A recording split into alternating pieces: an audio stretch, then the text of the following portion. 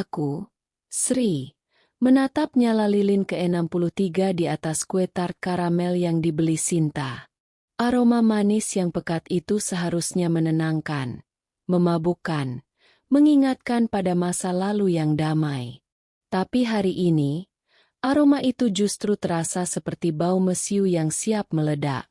Ruangan semi-formal di restoran Arunika ini terasa terlalu bising.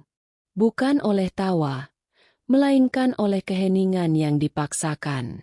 Ada Raka, putra sulungku yang terlihat elegan dalam balutan kemeja linen mahal. Ia baru tiba dari penerbangan bisnis. Di sebelahnya, ada Sinta, putri bungsuku, yang terus-menerus menyentuh rambutnya, memastikan lipstiknya tidak luntur. Ada beberapa kerabat jauh, teman-teman lama, dan bahkan Bu Rara, notaris keluarga yang hanya tersenyum tipis dan profesional. Aku memejamkan mata, memanjatkan doa yang selalu sama, agar aku kuat, dan agar anak-anakku rukun. Kata-kata terakhir ibuku terngiang. Jaga rukun, Sri. Hanya itu hartamu. Raka berdeham. Ia mengambil posisi di sebelahku. Tangannya yang besar dan hangat mendarat di bahuku.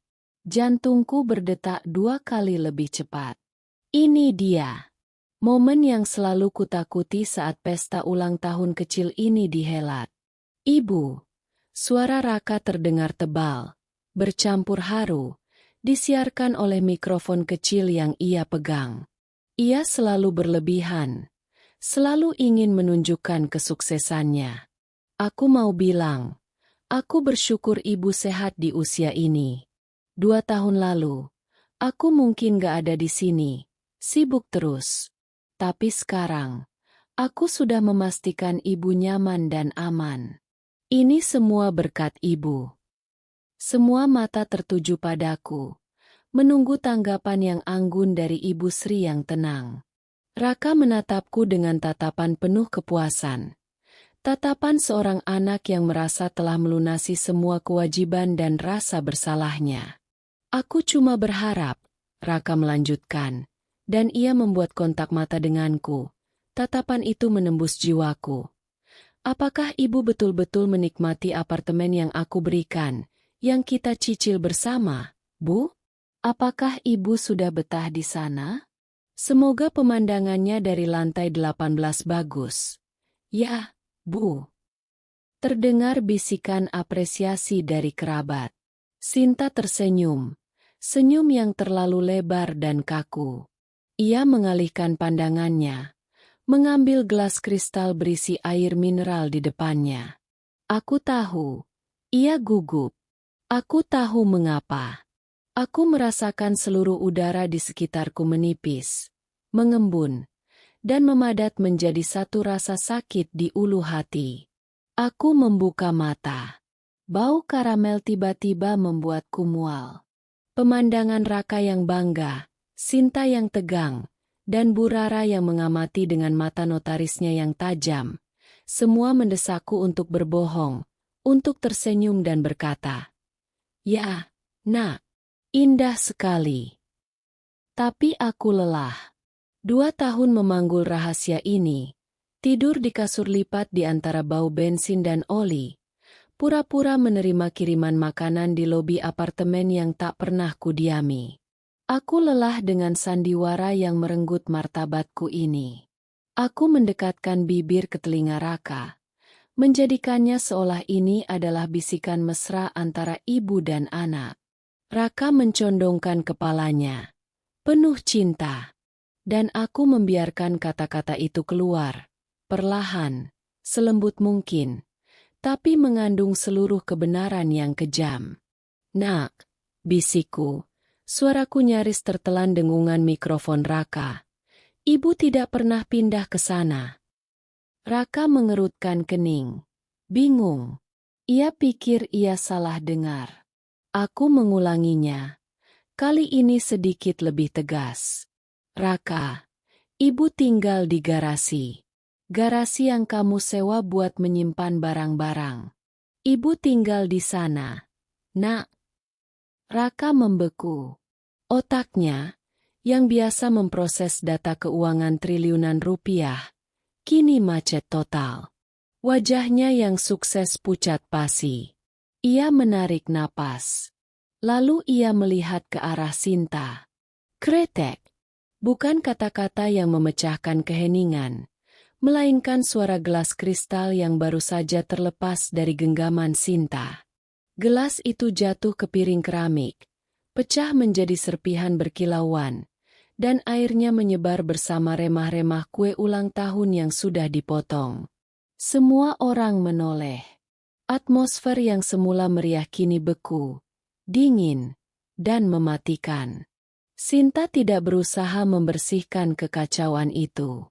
Ia berdiri tegak, tangannya gemetar, dan matanya memancarkan rasa terkejut yang cepat berubah menjadi kemarahan. Kemarahan itu bukan ditujukan pada Raka yang baru tahu kebenaran. Kemarahan itu tertuju padaku. Aku menatap Sinta. Di matanya, aku melihat insecurity yang sudah lama ia sembunyikan. Ketakutan yang ia bungkus rapi dengan tas bermerek dan pakaian mahal. Namun, saat ini, yang paling kentara adalah rasa terhianati. Ia berpikir aku akan terus tutup mulut demi kedamaian palsu ini. Raka meletakkan mikrofon. Suara gesekan mikrofon di meja itu seperti gema pukulan godam. Ia menunduk, membersihkan pecahan gelas di dekat kaki Sinta. Sinta, suara Raka rendah dan berbahaya. Apa maksudnya ini? Sinta tidak menjawab Raka. Ia melangkah mendekatiku, wajahnya menegang, hanya menyisakan jarak setengah meter di antara kami. Ia mencengkeram lenganku, kuku-kukunya menekan kulitku yang keriput. Nak, jangan di sini, aku berbisik. Ia mengabaikanku. Matanya yang biasanya ramah kini seperti bara api yang membara, memantulkan nyala lilin yang perlahan mulai melelehkan lilin dan karamel di kue. Sinta berbisik kembali, suaranya sangat lirih, hanya untuk kudengar, tapi dipenuhi racun pengkhianatan yang mendidih. Kenapa ibu bilang itu di depan semua orang? Kami meninggalkan restoran itu dalam keheningan yang memekakan. Raka mencoba bicara, tapi suaranya tercekat. Sinta, sejak insiden gelas pecah, hanya duduk di kursi belakang mobil Raka, terpisah dariku, menatap lampu-lampu jalanan Arunika yang bergerak cepat. Lampu itu seharusnya indah, mencerminkan kota yang hidup, tapi malam itu, lampu-lampu itu hanya menampakkan garis-garis kabur, seperti air mata yang tak sempat dihapus. Raka menjatuhkanku di depan gerbang seng. Gerbang yang tak pernah terbayangkan akan kujadikan pintu masuk rumahku. Ibu, suara Raka tercekat, memegang tanganku saat aku turun. Aku janji, besok, aku bereskan semua. Aku akan temui Sinta, aku akan temui notaris, dan kita akan pindah hari itu juga. Tolong, jangan tinggal di sini lagi malam ini. Biar aku carikan hotel. Tidak usah, nak. Potongku, menepuk tangannya. Aku tahu ia ingin melarikan diri dari rasa bersalahnya. Ibu sudah biasa. Ibu ingin kamu berpikir dengan kepala dingin. Garasi ini aman, Raka. Jangan khawatir. Aku berbohong lagi. Aman, tapi merusak. Aku menunggu hingga mobil Raka menjauh. Cahaya lampu belakangnya lenyap di tikungan. Barulah aku menarik gerbang seng berkarat itu. Bunyi gesekannya yang kasar di atas semen terasa seperti ratapan panjang. Inilah rumahku. Garasi berukuran 3x5 meter. Dengan lantai semen yang berlumur oli lama, dan dinding bata yang setengah lapuk. Di sudut garasi, ada kasur lipat busa tipis, tempat aku menampung tubuh tuaku setiap malam. Kasur itu terasa seperti janji yang belum terpenuhi. Di sebelahnya, Lemari pakaian plastik murah.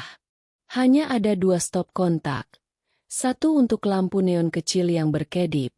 Satu lagi untuk kipas angin butut.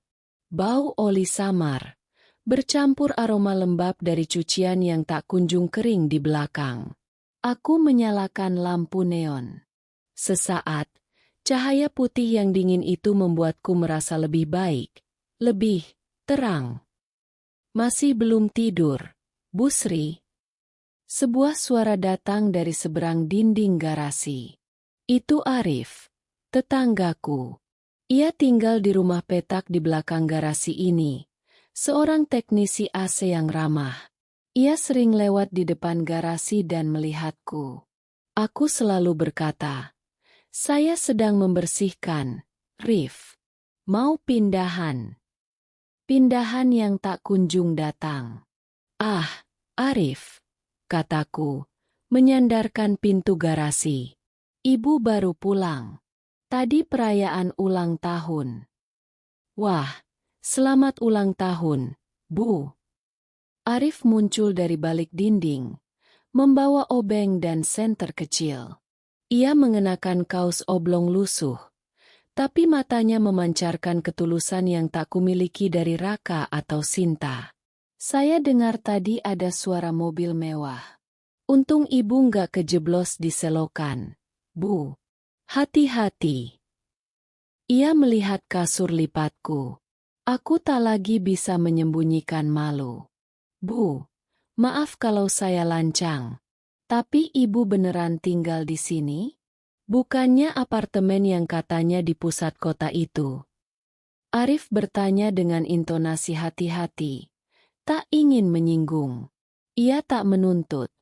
Hanya bingung. Aku hanya tersenyum getir.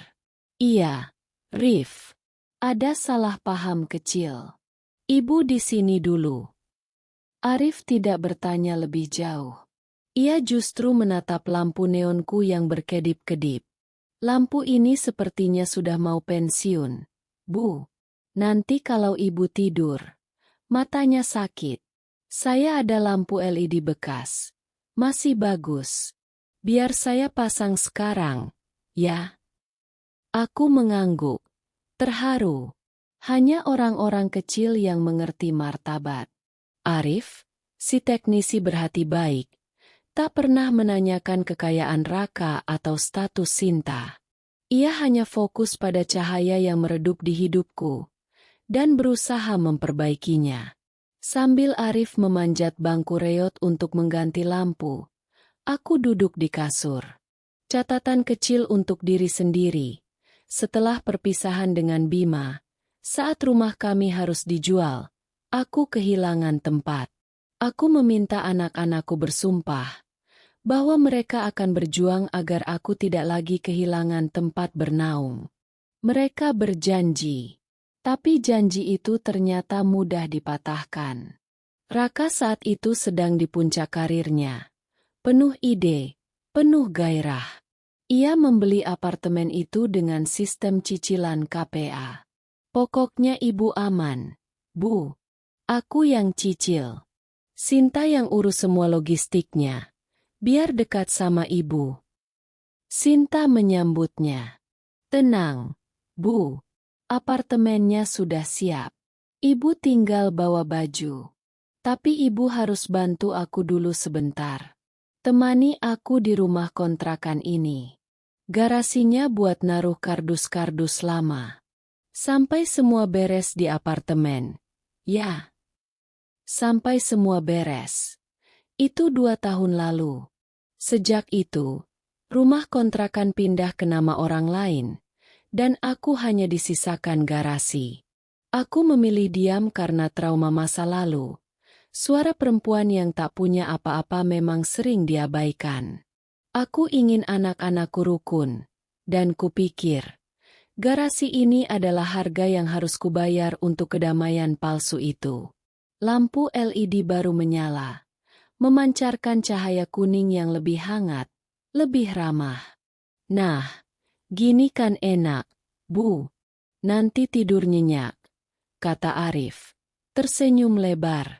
Setelah Arif pergi, Aku membereskan sedikit barang-barangku.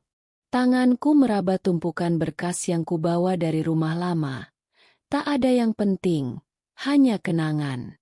Lalu tanganku menyentuh sesuatu yang licin dan baru. Sebuah amplop coklat tebal. Di sudutnya, tertera logo pengelola apartemen Arunika. Aku membukanya dengan gemetar. Isinya adalah tagihan. Bukan tagihan cicilan, itu ditanggung Raka. Tapi tagihan listrik dan air unit 1.803 bulan lalu, yang luar biasa besar.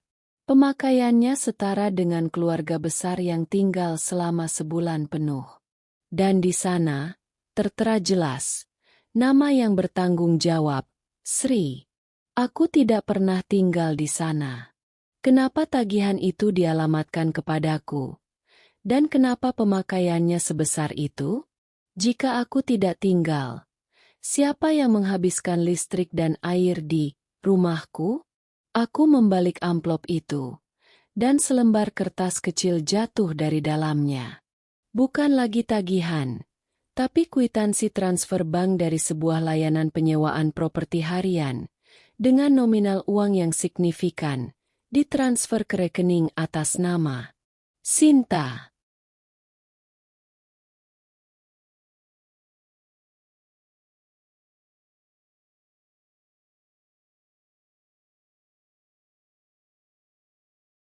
Garasi itu tiba-tiba terasa sempit, tidak hanya secara fisik, tapi juga oleh kepungan fakta yang mencekik. Aku memegang 2 lembar kertas itu. Tanganku gemetar hebat. Tagihan listrik yang membengkak, dan kwitansi transfer uang sewa harian yang masuk ke rekening Sinta. Bodoh. Bodohnya aku. Aku duduk di kasur lipatku yang berbau apek, diapit oleh bau oli dan keringat. Tawa sinis memenuhi monolog batinku. Raka, anak sulungku, mati-matian mencicil apartemen itu, memamerkannya sebagai bukti baktinya. Ia ingin aku aman, nyaman, dan terhormat. Ia bekerja keras untuk menciptakan kebohongan yang mahal itu. Sementara Sinta, anak bungsuku, mengambil kunci, memasukkanku ke dalam garasi yang seharusnya hanya berisi kardus, dan mengubah rumah yang dicicil kakaknya, rumahku, menjadi mesin uang pribadinya. Apartemen 1.803 bukan hanya kosong, ia disewakan. Pemakaian listrik yang tinggi itu bukan aku yang menghabiskannya. Itu adalah pasangan yang check-in di akhir pekan, turis asing yang singgah sebentar, atau mungkin sepasang kekasih yang menyewa semalam untuk menemukan privasi. Mereka tidur di kasur yang seharusnya menjadi tempatku beristirahat. Mereka melihat pemandangan kota yang seharusnya menenangkan mataku, dan mereka melakukan semua itu di bawah namaku. Nama Sri menanggung biaya utilitas dan risiko keramaian itu. Aku merasa martabatku direnggut 2 kali lipat. Pertama, oleh garasi ini. Kedua, oleh pemanfaatan namaku sebagai tameng bisnis gelap anakku sendiri. Sinta, bisikku, melirik jam digital di dinding garasi yang menunjukkan pukul 1.15 pagi. Mataku panas, tapi air mata tak mau keluar. Air mata terasa terlalu murah untuk pengkhianatan semacam ini. Kau mencuri tempatku. Kau mencuri kepercayaan kami berdua. Aku bangkit berdiri. Rasa lelah yang mendera sejak pesta ulang tahun tiba-tiba menghilang, digantikan oleh energi yang dingin dan tajam. Aku tidak bisa menunggu Raka. Raka terlalu jauh, terlalu dikuasai rasa bersalah yang membuatnya tidak akan pernah bisa melihat Sinta sebagai ancaman. Raka hanya akan memaafkan, dan sandiwara ini akan terus berlanjut. Aku butuh bukti. Bukan hanya kwitansi transfer yang bisa saja dibantah Sinta sebagai uang titipan atau bisnis sampingan, melainkan bukti nyata bahwa unit 1.803 di apartemen Arunika, yang kucicil bersama Raka atas namaku, saat ini sedang dihuni oleh orang asing yang membayar kepada Sinta. Aku mengambil tas selempang kainku, memasukkan dompet, telepon genggam tua, dan 2 lembar kertas laknat itu, tagihan dan kwitansi, ke dalamnya. Aku juga memasukkan kunci apartemen yang diberikan Raka 2 tahun lalu, kunci yang tidak pernah kupakai. Aku menarik gerbang seng garasi itu lagi. Bunyi gesekan yang kasar kali ini terasa seperti iringan genderang perang. Aku sudah cukup menjadi korban bisikan janji-janji manis. Pusat kota, di mana apartemen Arunika berdiri gagah. Jaraknya sekitar 1 jam berjalan kaki dari garasi ini. Aku tidak punya uang untuk taksi, dan tidak ada transportasi umum yang beroperasi selarut ini. Aku menarik napas dalam-dalam. Bau oli yang tajam terasa seperti bau kebebasan. Aku melangkah keluar dari cahaya kuning hangat yang diberikan Arif, menuju kegelapan jalanan pinggiran kota. Aku, Sri, yang genap berusia 63 tahun dan seharusnya tidur nyenyak di lantai 18, kini berjalan kaki sendirian di tengah malam, menuju rumah yang ia miliki, yang telah dicuri darinya, untuk membuktikan bahwa ia tidak gila. Tujuan, apartemen Arunika, unit 1803. Aku harus melihat dengan mata kepalaku sendiri siapa yang sedang tidur di rumahku malam ini. Perjalanan itu terasa seperti penebusan dosa yang berat. Pukul 2.30 pagi, kakiku terasa mati rasa, dan hawa dingin menusuk tulangku, namun pemandangan di depanku memberiku kekuatan. Gedung-gedung pencakar langit yang mewah berbaris di kaki langit, menampakkan gemerlap yang menyakitkan. Di antara mereka, apartemen Arunika berdiri paling tinggi, diselimuti kaca biru yang memantulkan cahaya bulan. Ketika aku sampai di lobi mewah Arunika, aku merasa seperti alien. Aku mengenakan sarung, kaos katun pudar, dan sandal jepit tipis. Pakaian tidur yang paling layak kubawa dari garasi. Satpam lobi yang muda menatapku. Tatapan matanya menilai dan curiga. "Permisi, ibu mencari siapa?"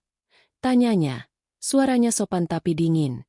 Aku mengeluarkan kunci apartemen itu, membiarkannya melihat logo Arunika yang terukir samar di sana. "Saya Sri, pemilik unit 1803. Mata satpam itu sedikit melebar karena terkejut. Ia melihat namaku di daftar penghuni, dan kejutannya semakin dalam saat ia menyadari bahwa nama itu sama dengan wanita lusuh di depannya. Ia akhirnya mengangguk, mempersilakanku masuk. Perlawanan pertamaku berhasil kulewati. Lift naik dengan kecepatan yang memabukkan. Setiap lantai yang terlewati adalah 1 tahun janji palsu. 1 bulan tidur di garasi.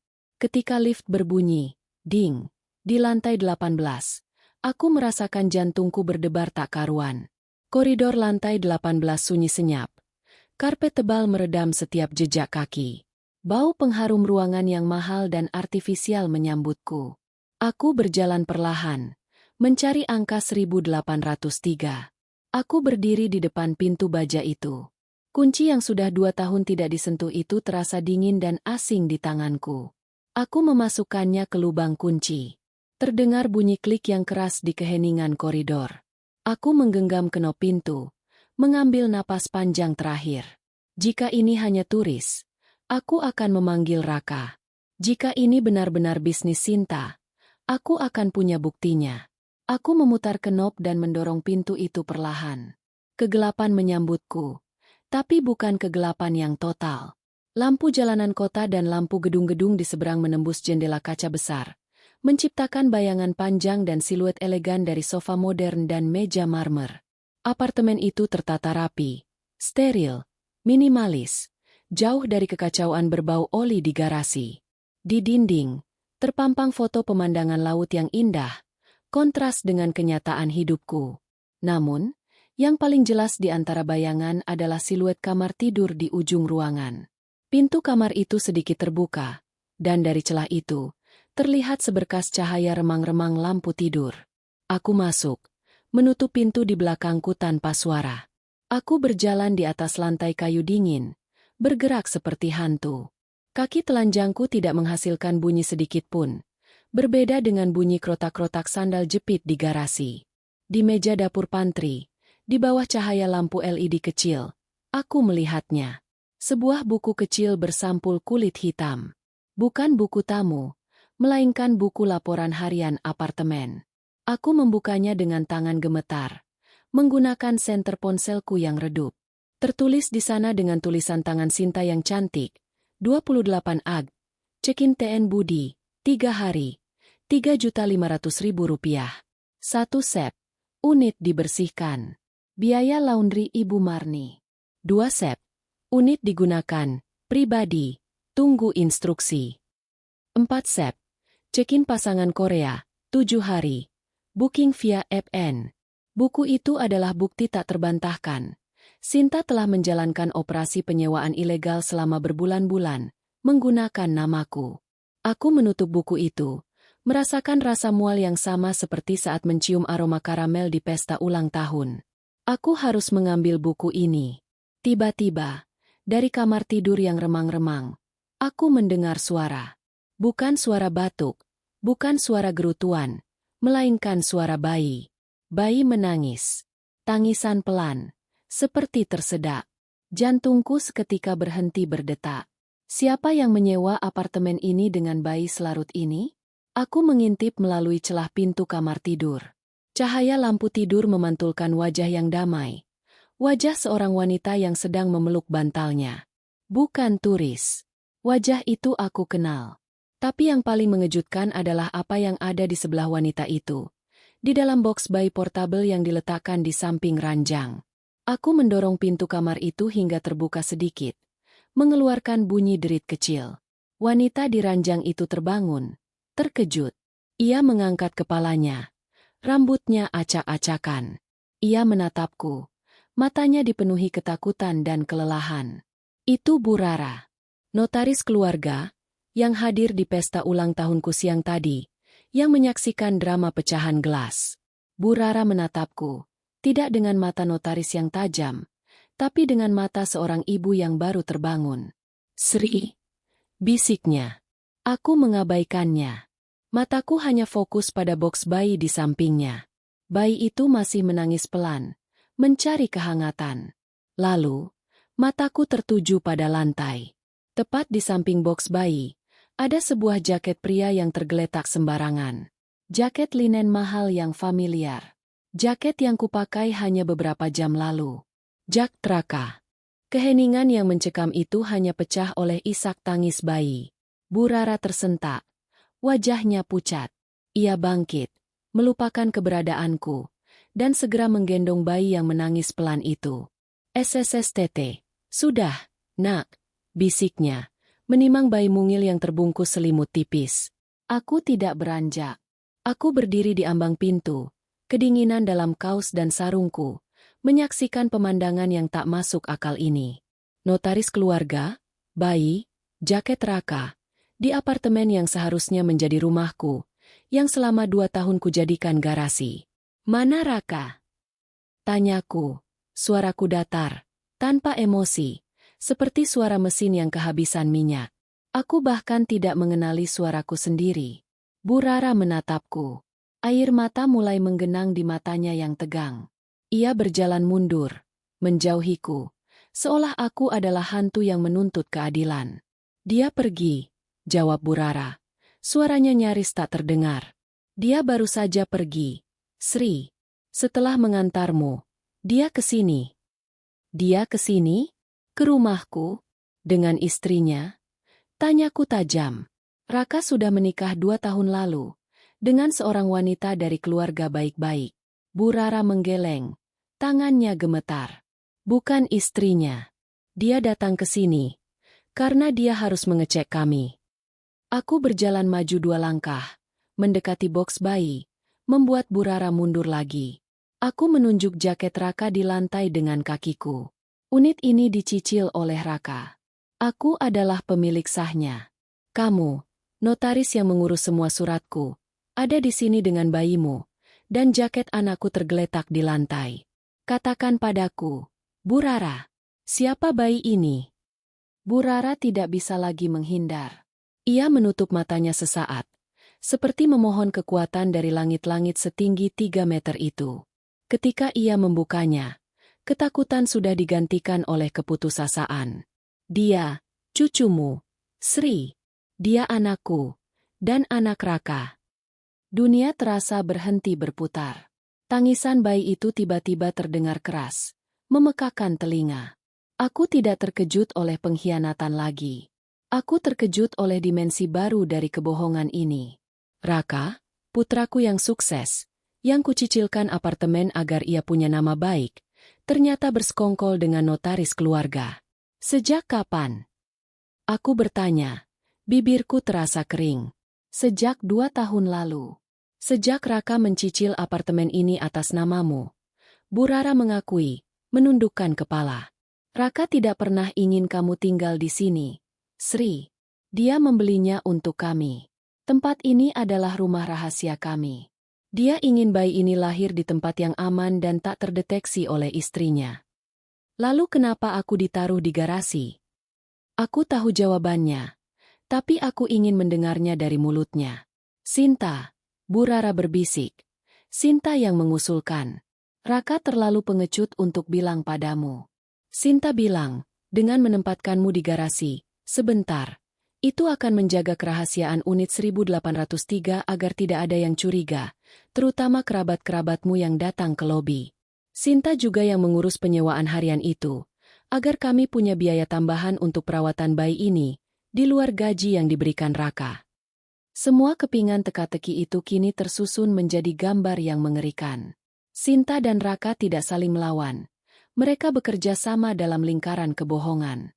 Raka membeli apartemen atas nama ibu, Sri, sebagai bentuk bakti palsu, menjadikannya rumah rahasia untuk istri mudanya, Bu Rara, dan anaknya. Sinta menyingkirkan ibu, Sri, ke garasi, melindungi rahasia Raka dan apartemen 1803 dari Sri, dan secara bersamaan menggunakan unit itu sebagai bisnis sampingan ilegal untuk dirinya sendiri dan Bu Rara. Sri menjadi tameng ganda. Namanya digunakan untuk mencicil rumah rahasia dan menanggung tagihan bisnis ilegal, sementara tubuhnya diasingkan ke garasi. Aku melihat cucu baru itu, hasil dari pengkhianatan ini. Bayi itu adalah daging dan darah Raka. Tanganku, secara naluriah, terulur. Bu Rara panik. Jangan disentuh. Sri, tolong.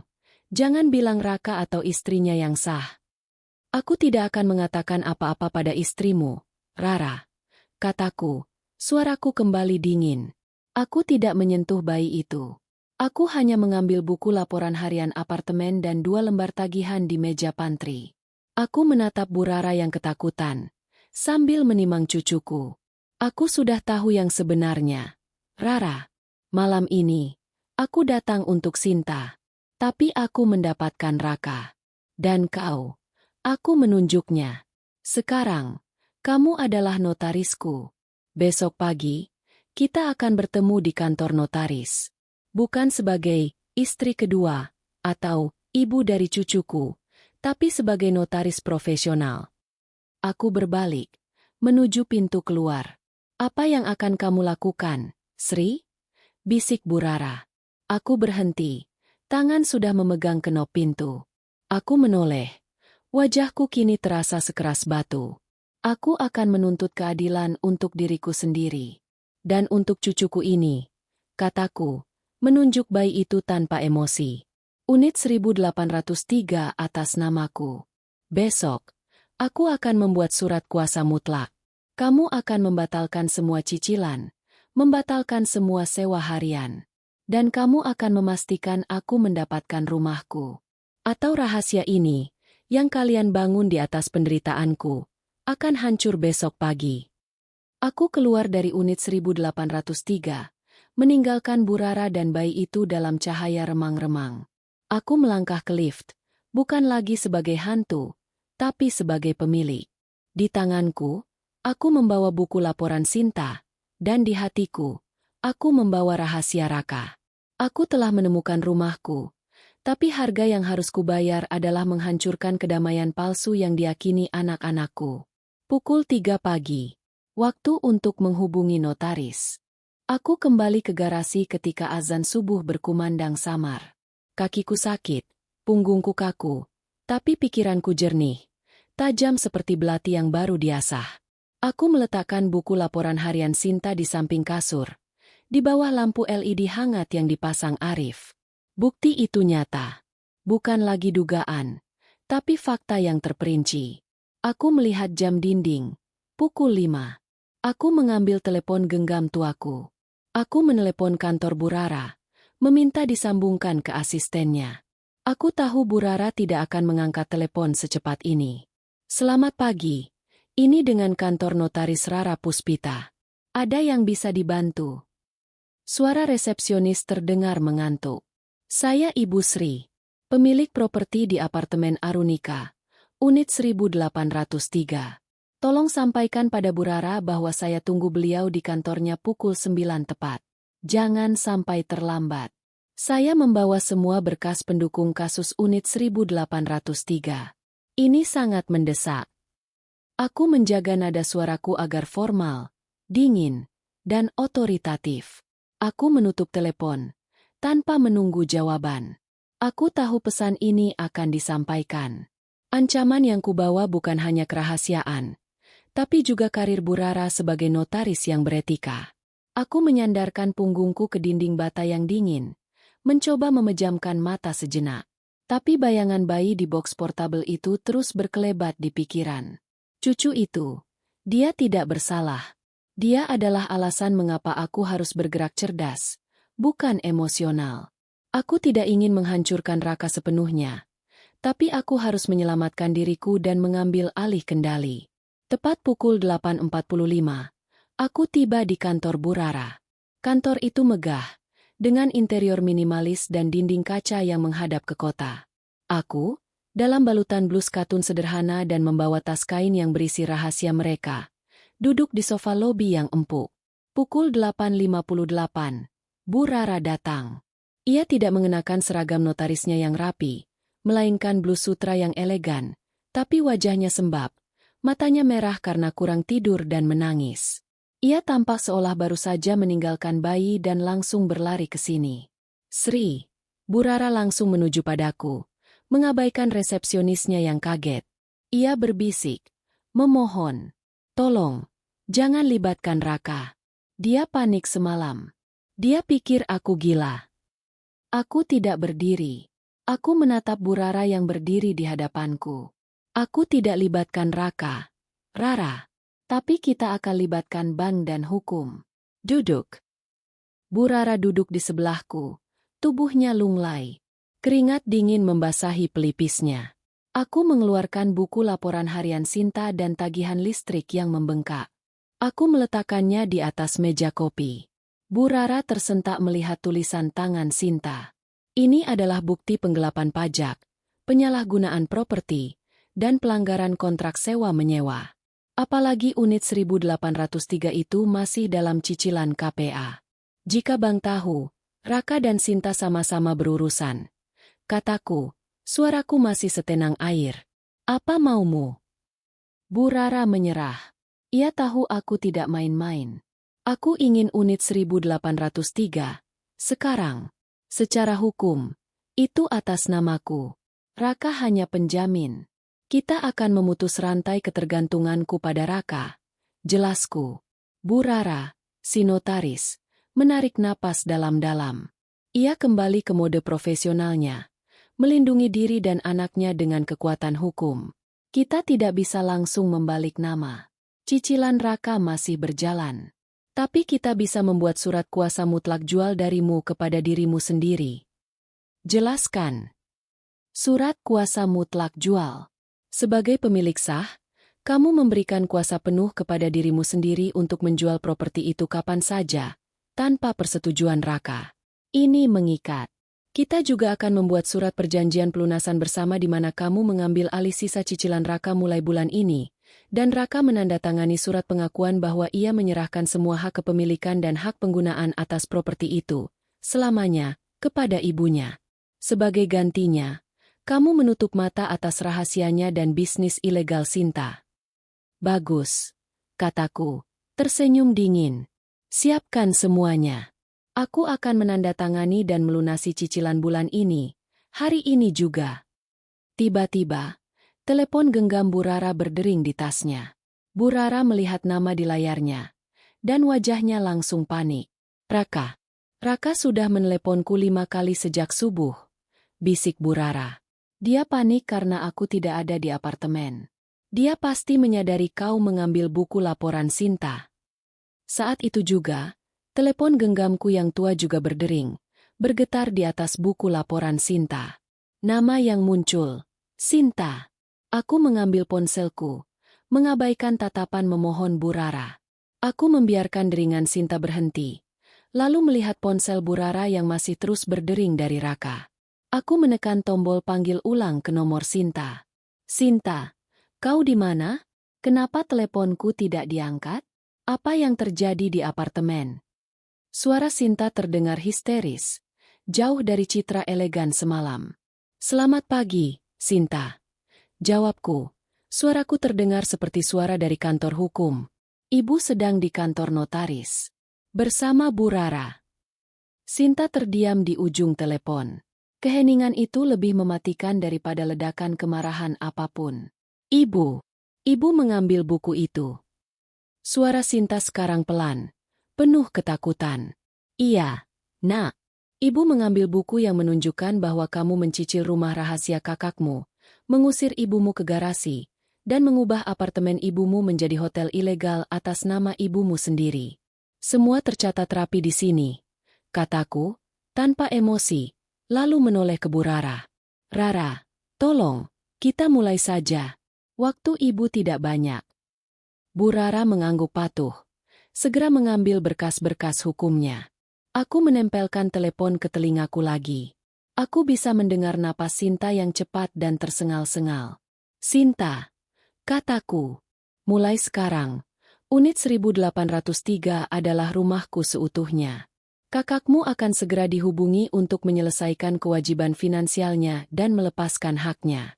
Pergilah dari garasi itu hari ini juga. Kosongkan semua barang-barangmu, dan bawa kunci garasi itu kepadaku di apartemen Arunika. Lantai 18. Ibu akan menunggumu di rumah.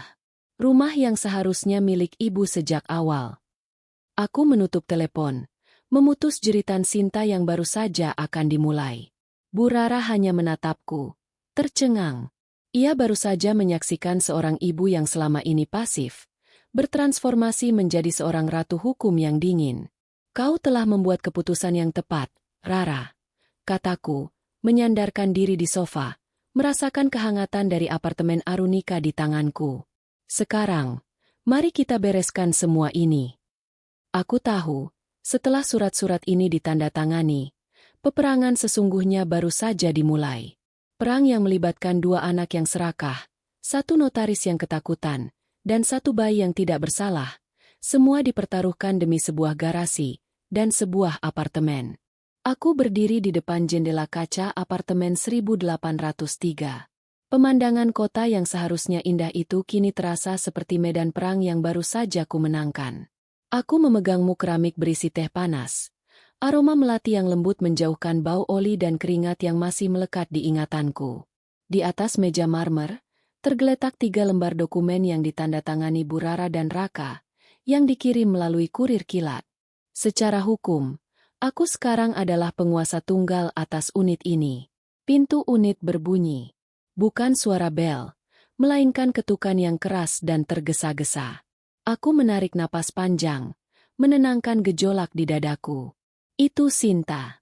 Aku membuka pintu. Sinta berdiri di ambang, bukan dalam balutan pakaian mahal, melainkan dalam jeans pudar dan kaos oblong yang biasa ia pakai saat membereskan gudang, garasi. Wajahnya pucat, mata hitamnya bengkak, dan ada jejak air mata kering di pipinya. Ia terlihat kalah, dan itu memberiku rasa sakit yang lebih dalam daripada kepuasan. Sinta masuk tanpa diundang. Matanya langsung tertuju pada dokumen-dokumen di meja. Ibu benar-benar melakukan ini. Suaranya serak. Ia menunjuk dokumen itu dengan jari gemetar. Ibu membuat Raka melepaskan semua haknya? Ibu mengambil alih cicilannya? Ibu bahkan menutup bisnisku. Ibu menghancurkan kami. Kamu menghancurkan ibumu, Sinta. Jawabku tenang, meletakkan muk teh. Aku hanya menambal lubang yang kalian buat. Aku hanya mengambil kembali apa yang secara sah menjadi milikku, yang kalian curi dan ubah menjadi kamar hotel. Sinta tertawa getir, tawa yang terdengar seperti rengekan. Ia menjatuhkan tas kecilnya ke sofa. Dari tas itu, jatuh sebuah kunci. Kunci gerbang seng garasi. Kunci itu, yang selama 2 tahun menjadi simbol isolasiku, tergeletak tak berdaya di karpet mewah. Ini kuncinya, Bu, kata Sinta. Air matanya akhirnya menetes. Semua barang ibu sudah kutaruh di lobi. Kunci garasi sudah kuberikan. Ibu menang. Ini bukan tentang menang, nak, kataku, maju selangkah. Ini tentang martabat. Kalian berdua membuat ibu tidur di tempat yang bau, diapit barang-barang bekas. Sementara ibu tahu di atas sana, kalian menjadikan nama ibu tameng untuk hidup nyaman kalian. Raka, dengan skandalnya. Kamu, dengan keuntungan harianmu. Sinta menunduk. Ibu tidak mengerti. Raka berhutang banyak, Bu. Dia butuh tempat aman untuk Rara dan bayinya. Aku butuh uang cepat. Bisnis butikku bangkrut. Aku hanya membantu Raka dan diriku sendiri agar kita semua punya waktu. Aku tidak pernah bermaksud. Ibu tahu aku sayang ibu. Aku menggeleng. Cinta tidak membungkus ibunya dengan bau oli. Sinta, kalian berdua tahu ibu trauma kehilangan tempat tinggal. Tapi kalian menjadikannya senjata kalian untuk mengontrol ibu. Kalian merendahkan ibu. Dan di atas segalanya, kalian mengira ibu tidak akan pernah tahu karena ibu terlalu tua, terlalu bodoh, atau terlalu lemah. Aku mengambil kunci garasi itu dari karpet. Kunci itu dingin dan kasar, kontras dengan jari-jariku. Aku memegangnya erat. Kalian sudah lama tidak rukun. Nak. Tapi kalian bersatu dalam kebohongan. Sekarang, ibu yang akan memimpin dengan kebenaran, kataku. Sinta mendongak. Matanya memohon. Lalu bagaimana dengan Raka? Ibu akan memberitahu istrinya? Bisnisnya akan hancur, Bu. Aku menutup mata atas rahasia Raka dan bayinya, dengan satu syarat. Kataku, suaraku membeku. Aku menunjuk dokumen yang sudah ditandatangani. Dia tidak lagi punya hak atas rumah ini. Aku yang melunasi cicilannya. Aku yang akan menanggungnya. Aku hanya meminta satu hal darinya. Dia harus menjaga cucu ibu, anak dari Bu Rara, dengan baik. Cucu itu tidak bersalah. Dan kamu, Sinta. Sinta menunggu dengan napas tertahan. Aku mengambil kunci garasi itu dan membuangnya ke tempat sampah dapur, yang berbunyi, kletak. Pelan saat kunci itu menghantam dinding tempat sampah. Pergi. Jangan kembali ke unit ini. Cari jalanmu sendiri. Bangun kembali bisnis yang jujur. Uang hasil menipu ibumu dan menyalahgunakan aib kakakmu tidak akan pernah membawa berkah. Ibu sudah mendapatkan rumah ibu kembali. Sekarang, ibu ingin mendapatkan martabat ibu kembali, ujarku. Sinta menatap tempat sampah, lalu menatapku. Wajahnya penuh penyesalan, rasa malu, dan kemarahan yang dipadamkan oleh kekalahannya. Ia tahu, di balik ketenangan Sri, ada baja yang tak bisa ia tembus. Tanpa berkata apa-apa lagi, Sinta berbalik dan berjalan keluar, menutup pintu di belakangnya dengan sangat pelan. Keheningan yang tercipta setelah kepergiannya terasa bersih, lapang, dan dingin. Aku berdiri di sana, di tengah apartemen yang steril, memegang muk teh, menyaksikan kunci garasi itu lenyap di balik tutup tempat sampah. Rasa pahit yang selama 2 tahun kurasakan kini digantikan oleh rasa lelah yang mendalam. Aku berjalan menuju kamar tidur utama. Ranjang besar itu sudah bersih. Sprei baru terpasang rapi. Aku berbaring di atasnya. Tubuhku tenggelam dalam kelembutan kasur yang mahal. Aku menutup mata. Tidak ada bau oli. Tidak ada bunyi bising kendaraan. Tidak ada lampu neon berkedip. Hanya ada keheningan di lantai 18. Aku, Sri, yang genap berusia 63 tahun, akhirnya pulang. Aku telah kehilangan kedua anakku, tapi aku telah menemukan diriku. Dan, di kota besar yang kejam ini, aku tahu aku harus memulai hidup baru, dengan cucu yang kusembunyikan, dan 2 anak yang kuhukum dengan kebenaran.